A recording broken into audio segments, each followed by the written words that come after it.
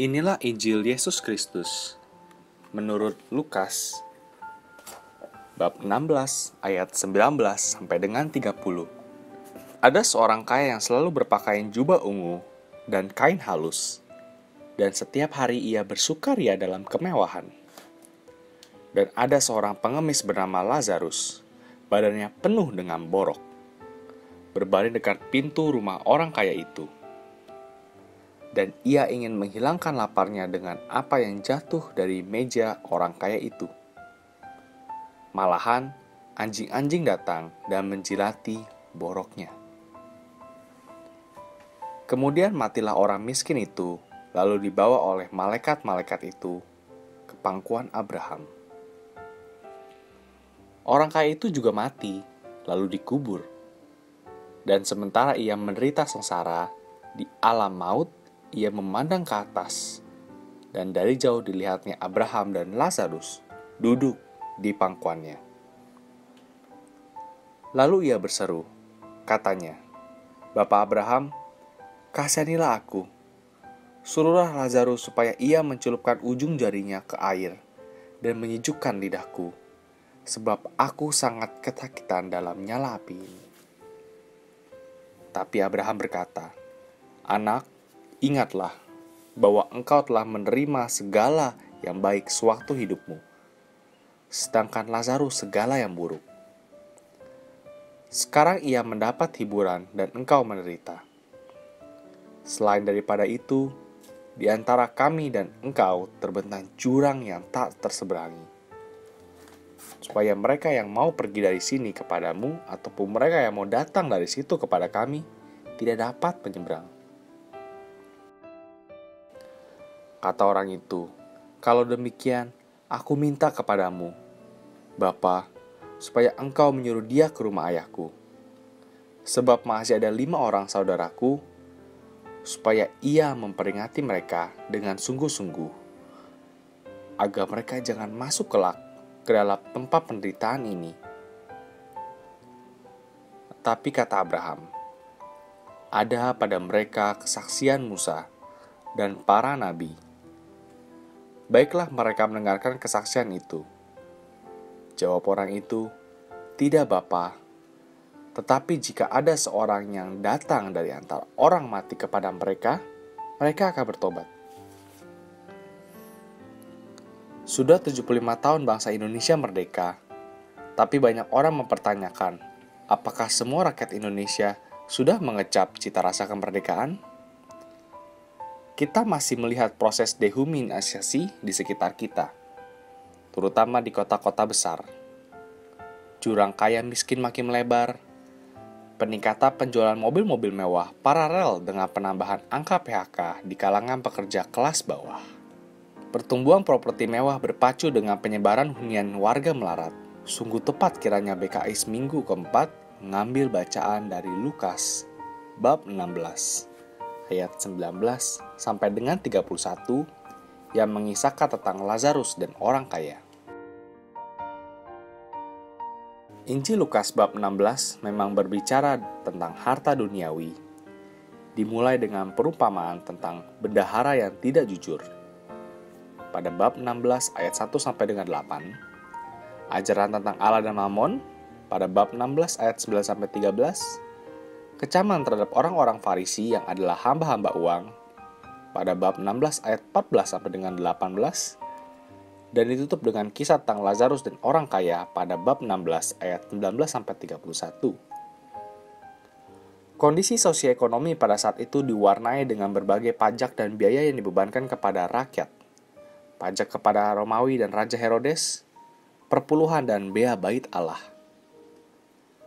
Maka banyak rakyat kecil dimiskinkan dengan berbagai pungutan tersebut. Mereka kehilangan tanah warisan atau menjadi budak demi membayar hutang. Dalam kitab suci, tidak disebutkan nama orang kaya itu. Namun terjemahan Latin Vulgata menyebut namanya sebagai Dives. Pemerintah Romawi juga melegalkan perbudakan pada masa awal gereja perdana. Kelompok masyarakat kelas atas hidup dalam kemewahan dan kelimpahan. Sebaliknya, kelompok masyarakat kecil harus berjuang untuk memperoleh sesuap nasi. Sesungguhnya mewajibkan orang Yahudi untuk memelihara orang-orang miskin, sebagaimana diuraikan dalam Imamat 25 ayat 8 sampai dengan 38 dan Ulangan bab 15 ayat 4 sampai dengan 16. Para nabi pun kerap meneriakkan keadilan bagi orang-orang kecil. Contoh pada Yesaya bab 10 ayat 1 sampai dengan 4, dilanjutkan bab 56 sampai 67. Komunitas gereja juga diharapkan untuk berbuat hal yang sama. Maka kisah ini diangkat untuk memulihkan hubungan antara si kaya dan miskin, terutama dalam komunitas Kristiani, meskipun protes masyarakat Yahudi dan komunitas gereja pada masa itu kebanyakan adalah orang-orang sederhana. Hanya sebahagian kecil dari mereka yang berada. Namun, kebanyakan mereka malah menindas orang-orang kecil. Orang-orang miskin dan kecil hidup mengadakan belas kasihan orang lain yang lebih mampu. Kata miskin dalam bahasa Ibrani adalah anif dan anaf. Ani lebih menunjuk kepada kemelaratan dalam arti fisik, di mana seseorang harus berjuang hari demi hari untuk memenuhi kebutuhan hidup yang paling dasar. Mereka adalah kelompok masyarakat yang paling tidak berdaya, sehingga sungguh mengandalkan Tuhan dalam kelangsungan hidup mereka. Dari situlah muncul istilah miskin di hadapan Allah atau anaf.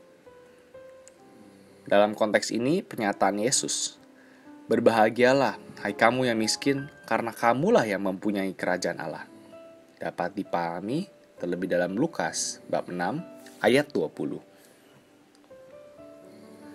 Lukas bab 16 ayat 19-21 melukiskan jurang perbedaan antara Lazarus dan Dives. Dives berpakaian jubah ungu dan kain halus yang merupakan sandang komunitas elit pada saat itu. Pesta pora merupakan kegiatan keseharian bagi orang kaya itu. Sebaliknya, Lazarus berpakaian borok dan hanya ingin menghilangkan laparnya dengan remah-remah makanan yang jatuh dari meja orang kaya. Kata pintu rumah orang kaya membuat pembaca membayangkan puri atau villa orang-orang kaya yang dibatasi dengan pagar yang tinggi dan indah. Kata ini juga menyiratkan ada suatu penghalang yang mencegah Lazarus untuk mendekati meja-meja perjamuan. Namun remah-remah yang jatuh dari meja orang kaya merupakan satu-satunya pengharapan bagi Lazarus untuk mempertahankan hidupnya. Sungguhnya demi mempertahankan hidup, orang miskin tidak pernah mengharapkan terlalu banyak dari orang kaya. Hanya sekedar remah-remah yang terbuang. Tindakan orang kaya tidak membuka pintu rumahnya untuk Lazarus, bahkan menyuruh anjingnya untuk menjelati boroknya adalah sebuah praktik dehumanisasi yang teramat parah. Lukas bab 16 ayat 22 sampai dengan 31 mengisahkan tentang kematian dan kehidupan setelah kematian. Orang Yahudi meyakini bahwa setelah kematian, manusia akan turun ke tempat penantian atau biasa disebut Sheol. Namun Sheol ternyata terdiri dari lapisan-lapisan. Pertama dikenal sebagai pangkuan Abraham. Istilah ini tampaknya sudah amat dikenal oleh para pendengar sabda Yesus. Abraham adalah bapa leluhur bangsa Israel dan orang Yahudi yakin bahwa nanti keturunan-keturunan Abraham akan ada bersama Abraham dalam kebahagiaan kekal. Dalam tradisi Yahudi atau Talmud, dijelaskan bahwa pangkuan Abraham adalah tempat di mana orang-orang benar pergi setelah kematian.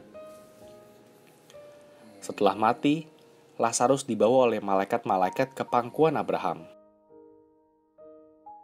Sebaliknya, orang kaya yang mati berada di lapisan lain dalam dunia orang mati Yahudi. Mereka jahanam. Orang kaya masuk ke dalam neraka bukan karena dia kaya semasa hidupnya di dunia, melainkan karena dia menganggap kekayaan sebagai Allahnya, serta mengabaikan kebutuhan sesamanya.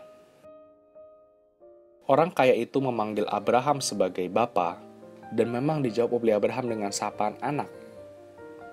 Namun, panggilan mesra ini tidak dapat menolong orang kaya itu. Hal ini mengingatkan membaca teks ini pada pernyataan Yohanes Pembaptis dalam Lukas bab 3 ayat 8. Jadi, hasilkanlah buah-buah yang sesuai dengan pertobatan. Dan janganlah berpikir dalam hatimu, Abraham adalah bapa kami.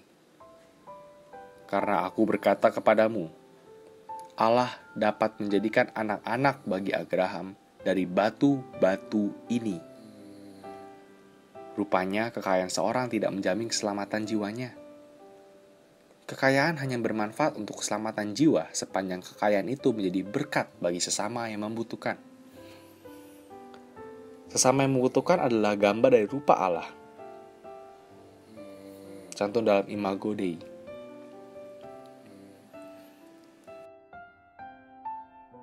Kemiskinan selalu menjadi bagian dalam kehidupan di dunia ini.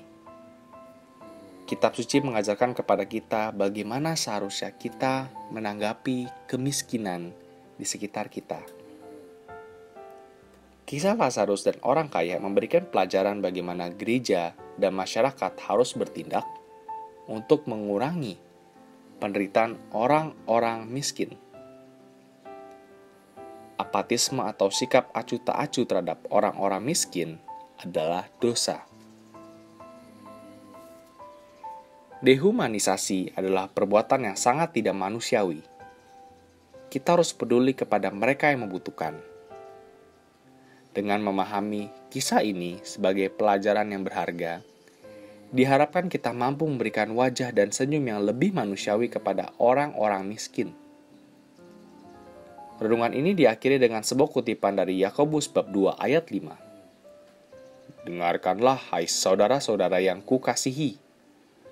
Bukankah Allah memilih orang-orang yang dianggap miskin oleh dunia ini menjadi kaya dalam iman dan menjadi ahli waris kerajaan yang telah dijanjikannya kepada barang siapa yang mengasihi Dia?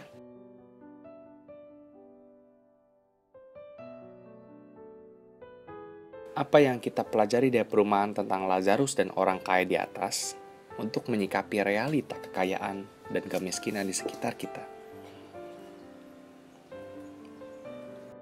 Apa yang dapat aku dan kita lakukan secara kreatif sebagai wujud solidaritas dan kemurahan hati kepada orang-orang yang miskin, sakit, serta menderita di tengah realitas situasi sosial saat ini? Bagaimanakah aku memahami dan memperjuangkannya? Marilah kita berdoa.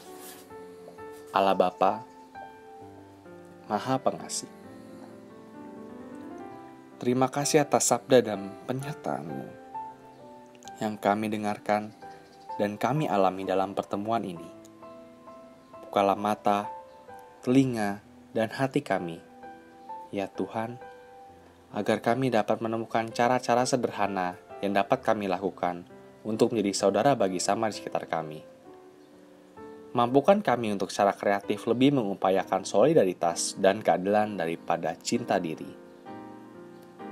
Demi Yesus Kristus, Tuhan dan pengantara kami, yang hidup bersatu dengan Dikau dan Roh Kudus, kini dan sepanjang segala masa. Amin.